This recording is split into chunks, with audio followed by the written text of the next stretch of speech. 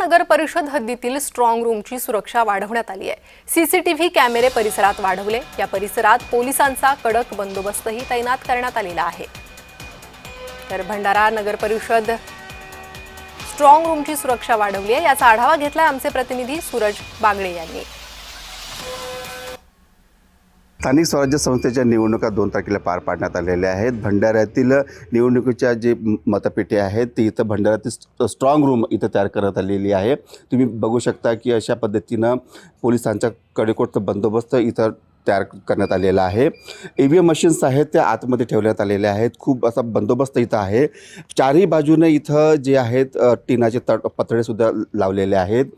असं संपूर्ण असे कुठले अनुचित प्रकार घडू नये याकरिता संपूर्ण बाजूला पत्रे लावण्यात आलेला आहे आणि काही जिल्हा परिषद कर्मचारी त्यांच्या देखरेखीमध्ये सगळं हा प्रकार सुरू आहे। तुम्ही बघू शकता की असे सीसीटीव्ही कॅमेरेसुद्धा लावलेले आहेत, स्क्रीनसुद्धा लावलेली आहे।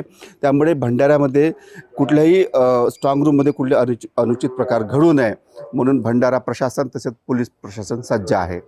सूरज बागडे, जय महाराष्ट्र न्यूज, भंडारा।